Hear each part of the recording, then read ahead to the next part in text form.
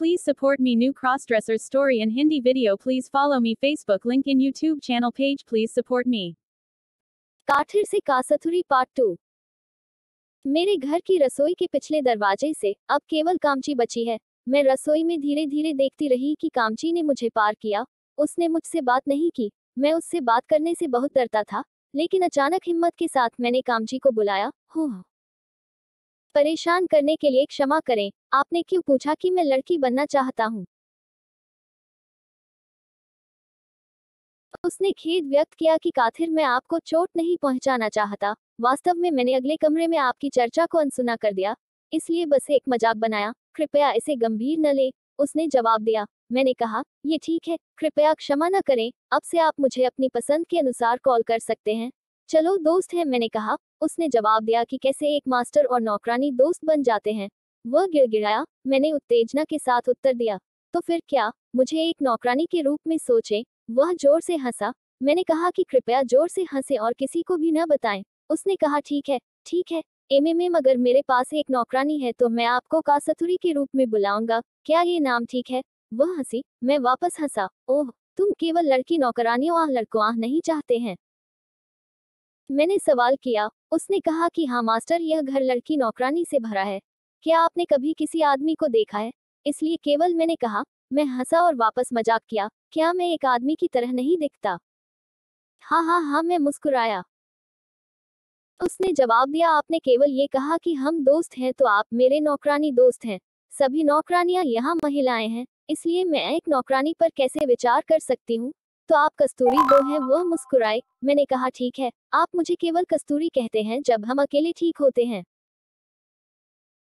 उसने कहा कि ठीक है। इन सभी वार्तालापों ने मुझे इतना कामुक महसूस कराया था, जितना अधिक मैंने कामची के साथ बात की थी। अंत में अधिक हिम्मत के साथ मैंने उससे पूछा, मुझे एक मदद की जरूरत है। आपकी साड़ी मेरे कमरे में रखी गई है, क्या आप कृपया इसे मेरे लिए छोड़ सकते हैं? उसने मुस्कुराते हुए कहा कि काथिर, क्यों? तुम मेरी साड़ी के साथ क्या कर रहे हो पहने हुए? उसने मुझसे एक बड़े चेहरे के साथ सवाल किया। नहीं, वास्तव में मैं सीखना चाहती थी कि साड़ी कैसे पहननी है। क्या आप मेरी मदद कर सकते हैं? उसने मुझे थोड़ी देर के लिए अजीब देखा। क्या हुआ काथिर, आप साड़ी क्यों पहनना चाहते हैं? यह एक नौकरानी है और आप एक आदमी हैं। आपके साथ क्या हुआ? क्या आप यूनुच की तरह हैं? नहीं, मैंने जवाब दिया। जैसे एक दोस्त आप मुझे कामची सिखाएंगे। कृपया किसी को भी न बताएं और इसे एक गुप्त पास के रूप में रखें। मैंने भीख मांगी। उसने मुझे देखा और मुस्कुराया। अगले दिन शाम को कामची मेरे कमरे में आई और मुझे बुलाया। काथिर, मैं तुम्हें सिखाऊंगा कि कैसे साड़ी पहननी है, लेकिन मुझे इस जगह को वापस लाना है।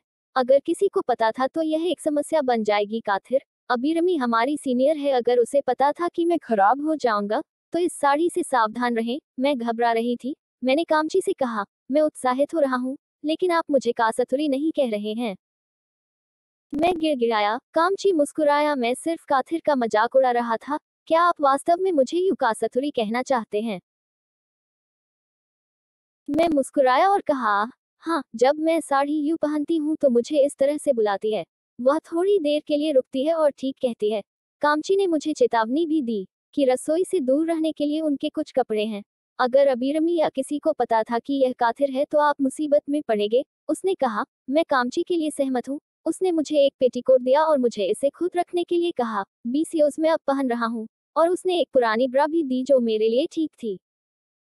मुझे लगता है कि यह उसकी पुरानी ब्रा है। यह इतनी बेरंग लग रही थी। उसने ब्रा को भी रखने के लिए कहा और उसने एक ब्लाउज दिया और मुझे इसे पहनने में मदद की। चूंकि यह पहली बार है जब मैं अपने हाथों को पाने के लिए परेशान था, फिर उसने ब्लाउज को बटन किया और उस साड़ी को ले लिया। पहले उसने साड़ी का एक सिरा डाला और मुझे सिखाया कि कैसे पहनना है। जब उसने पल्लू को मेरे कंधों पर रखा और पिन किया तो मुझे लगा जैसे मैं एक महिला हूँ। मैं उत्साहित थी, कमजोर और भारी। कामची ने मुझे सिखाया कि उंगलियों के साथ साड़ी के पल्लू सामने के छोर को कैसे मोड़ना है। यू ने धीरे से इसे तेजी से सीखा। उसने इसे समाप्त कर दिया।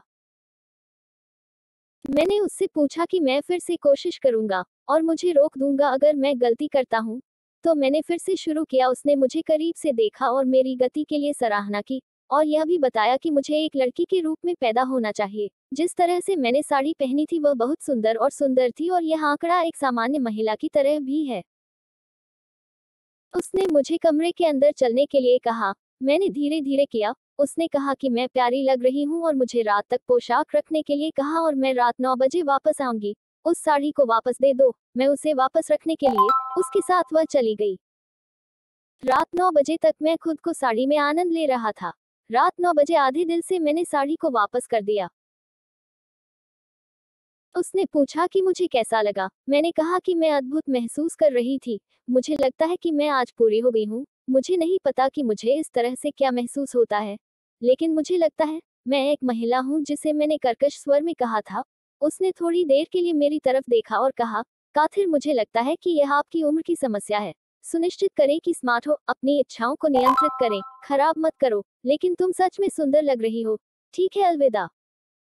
उसने छोड़ दिया। मैंने अपनी अलमारी के अंदर पेटीकोट, ब्रा रखी और सो गया। मैं पहनने की अपनी इच्छा को नियंत्रित नहीं कर सकता। साड़ी। मैं अचानक चाहता हूँ कि वे मुझे एक लड़की के रूप में स्वीकार करें। मैं एक आदमी नहीं बनना चाहता, लेकिन अचानक मुझे ये अजीब भावनाएं क्यों मिल रही हैं? मैंने खुद से सोचा, अब तक मुझे हमेशा ऐसा लगता था कि मैं किसी चीज में फंस गया हूँ, लेकिन अब मुझे एहसास हुआ कि मुझे ऐसा क्यों लगा। मुझे एक लड़की के रूप में पैदा होना चाहिए। मैं एक आदमी नहीं बनना चाहता। कुछ साहस के साथ मैंने कुछ करने का फैसला किया, यानी मैं अगले दिन उठा, अपने चेहरे को पूरी तरह से बाल रहित कर दिया। ये हमेशा था, लेकिन फिर से मैंने अपने चेहरे पर छोड़े गए बालों के छोटे निशान हटा दिए। मेरे बड़े हो चुके बाल वास्तव में थोड़े मर्दाना लग रहे थे, लेकिन अधिक काम मेरे चेहरे पर एक स्त्री रूप लाएगा। मैंने जल्दी से अपनी कोठरी की खोज की और कुछ हजारों पाया जो मैंने अपनी पढ़ाई के लिए रखे थे। मैं तैयार हो गया कि मेरा ब्रेक तेजी से शुरू हो रहा है। अबिरामी ने मेरे बच्चे को नर्म चेहरा देखा और हंसा। काथिर, यू अलग दिख रहे हैं। मैंने कहा कि हाँ, मैंने अपना चेहरा मुंडवा लिया है। मैं अपने चेहरे पर उन बालों से नफरत करता हूँ। यह नहीं जानते कि इन सभी पुरुषों ने इसे दैनिक रूप से कैसे मुंडाया। मैं सभी बालों को हटाने के लिए कुछ इलेक्ट्रोलिसिस करना चाहती हूँ। वह हंसी, क्योंकि काथिर, आप इतनी महंगी वस्तुओं की कोशिश करते हैं। स्वाभाविक रूप से कोशिश करें, हमसे कुछ हल्दी उधार लें और रोजाना अपने चेहरे पर लगाएं। कामची ने हंसते हुए पीछे आकर कहा, हे अबीरमी, मैं अपना मंजाल काथिर को दे दूंगा जो आप लागू करते हैं। यू के पास बहुत सारे बाल नहीं हैं जो हम यू का समर्थन करेंगे। वह फिर से हंसा। अबिरामी ने उसे रोका, अरे उसे चिढ़ाओ। माफ करना काथिर, तुम्हारे पास और खाना है। मैंने जवाब दिया, ठीक है। मैंने इसे गंभीरता से नहीं लिया। मुझे बाद में ऊँका से हल्दी मिलेगी, मैंने कहा। अबिरामी ने मुझे अजीब तरह से देखा। क्या? तुम्हारे लिए मंजाल? किस लिए? बताया यू। मुझे इन बालों से नफरत है। कामची उर्फ, मैं कुछ घंटों के बाद आपसे पूछूंगा। मैं पार्लर जा रहा हूँ। कामची ने डबल ओके कहा और मुस्कुराया। अबिरामी ने उससे इस मामले के बारे में पूछा। कमाची ने कहा कि वह इसे अबिरमी पसंद करता है। उसे अपनी इच्छा पर जीने दो, हम सिर्फ उसके नौकर हैं।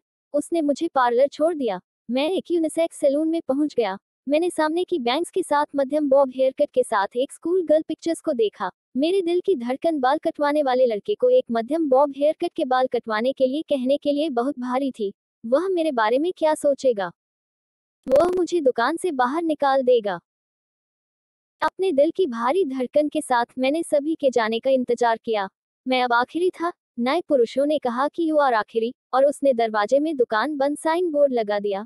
मैं धीरे धीरे कुर्सी पर बैठ गया और उसकी तरफ देखा। उसने पूछा कि बाल कटवाने का बच्चा क्या है। मैंने अपनी उंगलियों को स्कूल की लड़की की तस्वीर के लिए निर्देशित किया। उसने एक शब्द भी नहीं कहा। उसने मेरे बालों पर पानी छिड़कना शुरू कर दिया और धोना शुरू कर दिया। धोते समय मैंने उनसे पूछा कि बाल कटवाना मुझे मिल रहा है जो मैं आपको दिखाता हूँ। उसने अपने हाथों को धीरे धीरे मेरे बालों से मेरी गर्दन तक हिलाया और धीरे धीरे निचोड़ा, और धीरे धीरे अपना हाथ मेरी छाती पर लाया। मैंने विलाप करना शुरू कर दिया और जवाब दिया, ठीक है, मैं समझता हूँ कि आप जिस बाल कटवाने के लिए आगे बढ़ सकते हैं। लेकिन वह नहीं रुका। उसने मेरी छाती को बुरी तरह से निचोड़ना बंद नहीं किया। मैंने दर्द में विलाप करना शुरू कर दिया। बाल धोने के बाद उन्होंने मेरे बालों को ढक दिया, तौलिया से बाल ढक दिए। एक स्ट्रैंड बॉब बाल कटवाने के बाद जिस तरह से मैंने देखा, उसके लिए मेरी आंखें आंसुओं से भर गईं। मैंने बहुत स्ट्रैंड देखा। दिल से मैं उसे धन्यवाद दिया। वह मेरे होठों पर एक गहरी चुंबन दिया। एक आदमी का पहला चुंबन, मैं सिर्फ खुशी में हूँ।